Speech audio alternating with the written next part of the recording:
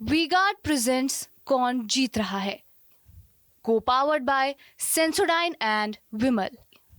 बोलो जुबां केसरी। नमस्कार, मैं हूं पंकज कुमार।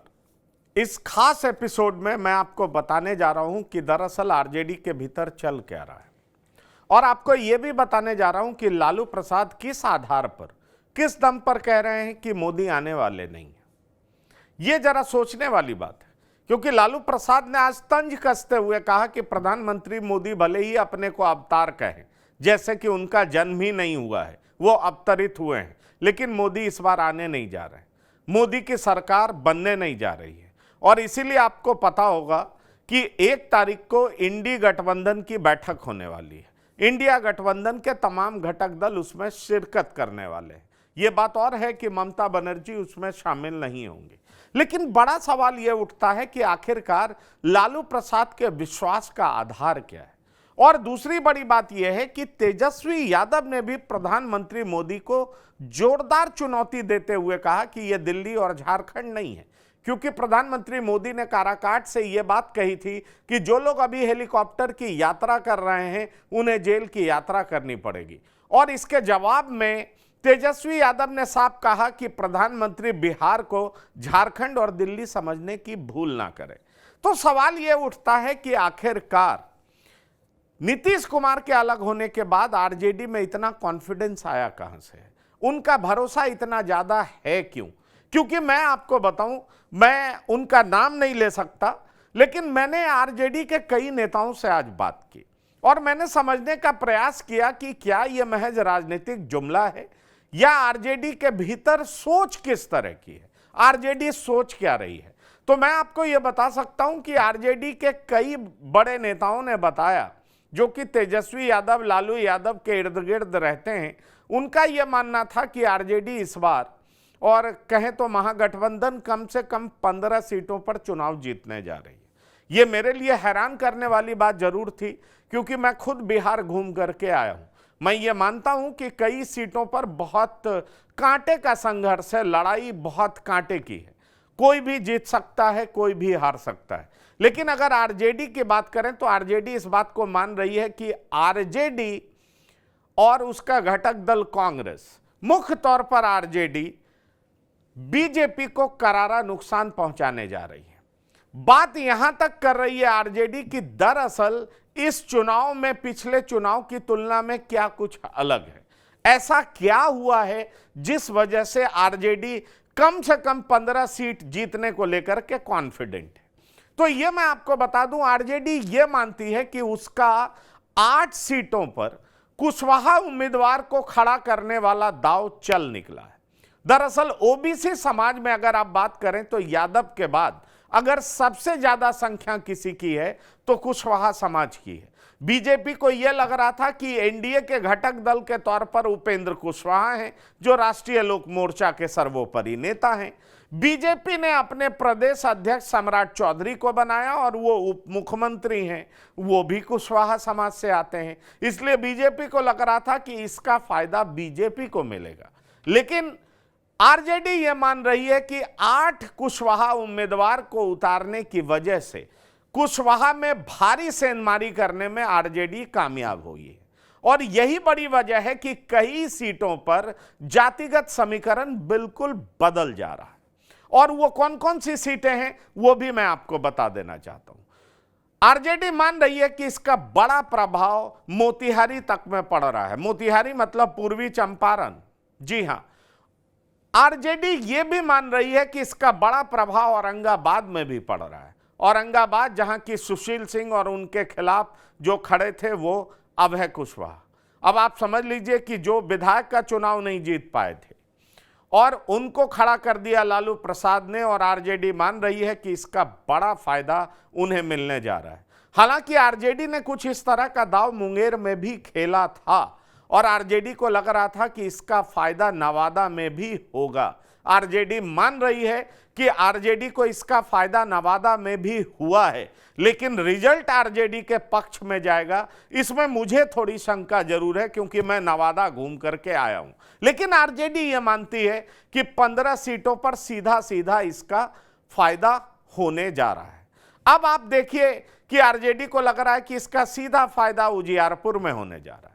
उजियारपुर में दरअसल आलोक मेहता वर्सेस नित्यानंद राय। नित्यानंद राय केंद्रीय गृह राज्य मंत्री हैं, बड़े नेता हैं, 2 चुनाव लगातार जीते हैं, लेकिन तीसरे चुनाव में हैट्रिक लगा पाएंगे, आरजेडी इसको बिल्कुल मानने को तैयार नहीं है। वैसे मैं भी मानता हूं कि उजियारपुर में लड़ाई बहुत कांटे की है, जीत कोई भी सकता है, लेकिन बड़ा सवाल यह उठता है कि आरजेडी जिस कॉन्फिडेंस से कह रही है कि उजियारपुर वो जीतने जा रही है, उसको देख करके तो ऐसा कहा जा सकता है कि आरजेडी उजियारपुर की जीत को पक्की मान रही है।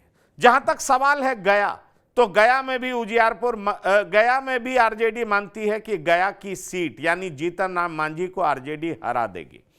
तो ये देख लीजिए, दरअसल आरजेडी को लग रहा है कि मुकेश साहनी के साथ समझौता और 8 सीटों पर कुशवाहा का उतारा जाना और साथ ही साथ युवाओं के बीच रोजी रोजगार की बात करना, 17 साल बनाम 17 महीने की चर्चा करना और इन 17 महीनों में 4 से 5 लाख लोगों को नौकरी देना, ये नैरेटिव सेट करने में आरजेडी को कामयाबी मिली है। और यही बड़ी वजह है कि कई जाति के युवा आरजेडी के पक्ष में मतदान कर रहे हैं।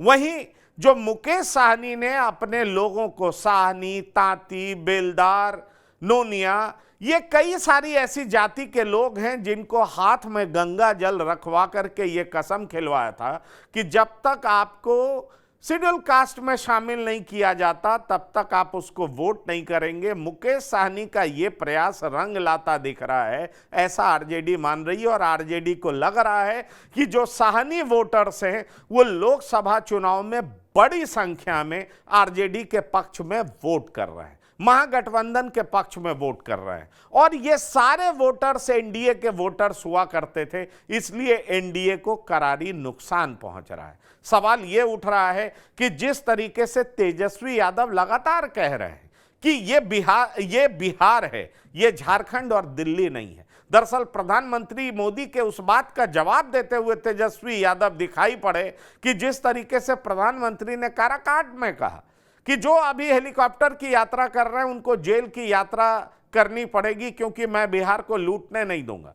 उसके जवाब में तेजस्वी यादव ने कहा कि लैंड फॉर जॉब हो या आईआरसीटीसी स्कैम हो, ये 3 बार इन्वेस्टिगेट हो चुका है, केस बंद हो चुका है, लेकिन जानबूझ करके पॉलिटिकल वेंडिटा की वजह से उनके खिलाफ केस खुलवाया गया है। उन्हें कोर्ट पर भरोसा है और साथ ही साथ उन्होंने ये भी कहा कि लल्लन सिंह और नीतीश कुमार पहले कह चुके हैं कि बीजेपी किस तरीके से उनको फंसाने का प्रयास कर रही है। इसलिए मैं आपसे कह रहा हूं कि आरजेडी इसी बात को लेकर के बहुत कॉन्फिडेंट दिख रही है कि युवाओं का में विश्वास, तेजस्वी यादव को लेकर के विश्वास, और दूसरा कुशवाहा समाज को बड़ी संख्या में अपने पक्ष में कर लेना, और तीसरा साहनी समाज जिसमें कई उपजातियां हैं, मुकेश साहनी की वजह से अपने साथ जोड़ लेना, और चौथा कई ऐसी सीटों पर ऊंची जाति के लोगों को टिकट देना भी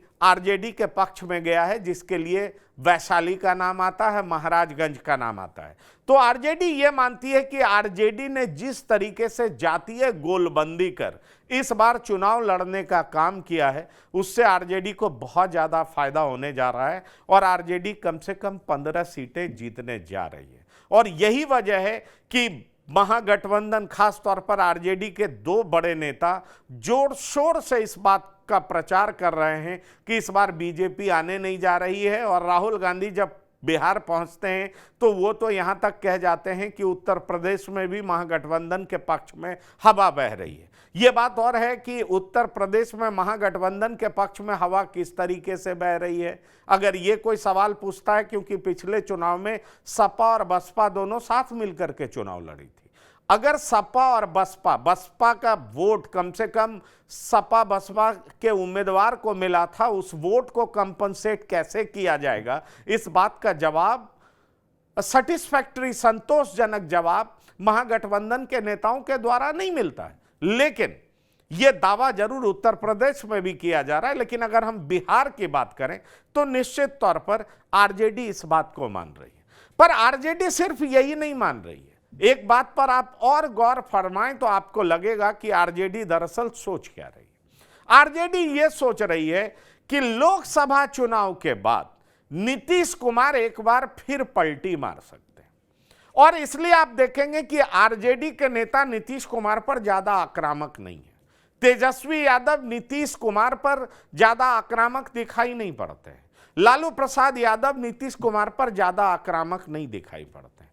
इसके पीछे रणनीति भी है, क्योंकि लालू प्रसाद और तेजस्वी यादव इस बात को समझते हैं कि नीतीश कुमार का एक बड़ा वोट बैंक ऐसा है जो बीजेपी के तरफ जाने में भी सहज नहीं है, और अगर उन्हें गाली दी गई या उनके बारे में अनाप शनाप बोला गया तो उन्हें जबरदस्ती बीजेपी के तरफ जाने के लिए मजबूर किया जाएगा। और यही वजह है कि तेजस्वी यादव जब भी अपनी सभा में नीतीश कुमार की चर्चा करते हैं तो थोड़ा व्यंग्यात्मक भले ही रहते हैं, लेकिन नीतीश चाचा कह करके ये कोशिश करते हैं कि उनके वोटरों को अपनी ओर आकर्षित कर सके। अब आप देखें कि नीतीश कुमार का वोट बैंक क्या रहा है, तो आप ये देखेंगे कि उनका आधार वोट बैंक लवकुश, कुर्मी, कोयरी, धानुक ये समाज रहा है, और अति पिछड़े समाज में उनकी मजबूत पकड़ रही है। अब सवाल उठता है कि कुशवाहा समाज को भी पूरी तरह से अपनी तरफ आकर्षित करने के लिए आरजेडी की ये रणनीति का हिस्सा है कि बहुत ज्यादा नीतीश कुमार के खिलाफ आक्रामक नहीं होना है। इसलिए तेजस्वी यादव कई सभाओं में ये कहते भी सुने जाते हैं कि देखिए, प्रधानमंत्री मोदी जब नामांकन कर रहे थे तो वहां नीतीश कुमार नहीं थे, और इस बात से समझ लीजिए कि नीतीश कुमार दरअसल शरीर से भले ही उधर चले गए लेकिन उनकी आत्मा इधर ही है।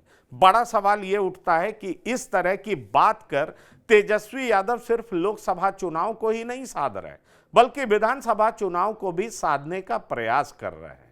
लेकिन एक बात इतना तय दिखाई पड़ता है कि लालू प्रसाद यादव और तेजस्वी यादव जिस तरह से चुनाव में बयान दे रहे हैं और तेजस्वी यादव 200 से ज्यादा सभा कर चुके हैं, उससे एक बात तो तय नजर आता है कि तेजस्वी यादव अभी से ही विधानसभा चुनाव की तैयारी कर रहे हैं। लेकिन दूसरी बड़ी बात जो उन्हें सफलता के पीछे का रहस्य और वजह दिखाई पड़ता है वो ये है कि कुशवाहा समाज को अपने पक्ष में कर लेना बड़ी संख्या में, क्योंकि 8 कुशवाहा समाज के उम्मीदवार को मैदान में उतारा गया है।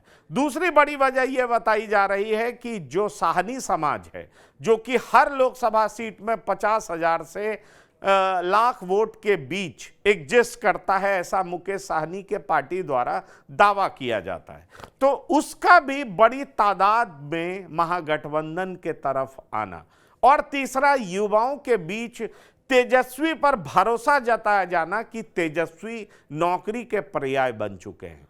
इस वजह से बिहार की गणित इस बार पलटती हुई दिखाई पड़ेगी, ये आरजेडी का मानना है। लेकिन क्या ऐसा वाकई हो पाएगा, इस बात का जवाब तो 4 जून को मिलेगा। ये तय है, मैं भी बिहार घूम करके आया हूं, कि एनडीए को नुकसान होने जा रहा है, इस बात से कोई इनकार नहीं कर सकता। लेकिन क्या एनडीए को 15 सीट से ज्यादा का नुकसान होगा, इस बात में मुझे भी पूरा भरोसा नहीं है। लेकिन जनता जनार्दन है, हर पुख्ता तौर पर यह कहना कि ऐसा ही होगा, यह मुझे नहीं लगता कि किसी के लिए कहना वाजिब होगा। मैं ये मानता हूं कि इस बार जातीय गोलबंदी हुई है, जातीय समीकरण टूटा है, लालू प्रसाद ने बेहतरीन फील्डिंग की है, तेजस्वी यादव जोरदार कैंपेन कर रहे हैं, इस बार राष्ट्रीय मुद्दे गौन हैं। जहां तक ओबीसी समाज को लेकर के बात है तो दोनों एक दूसरे पर आरोप प्रत्यारोप लगा रहे हैं, दोनों एक दूसरे के बारे में कह रहे हैं कि बाबा अंबेडकर के संविधान को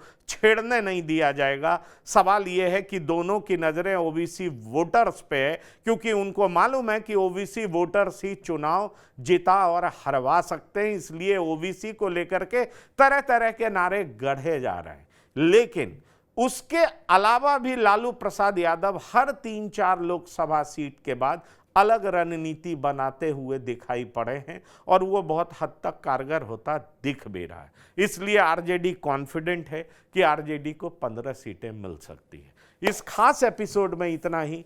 ताजा तरीन खबरों के लिए आप लगातार देखते रहिए TV9 बिहार झारखंड। धन्यवाद, नमस्कार। प्रेजेंट्स कौन जीत रहा है। Co-powered by Sensodyne and Vimal. बोलो जुबां केसरी।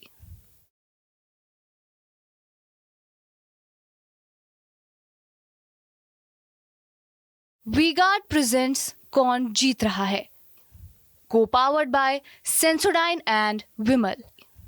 बोलो जुबां केसरी।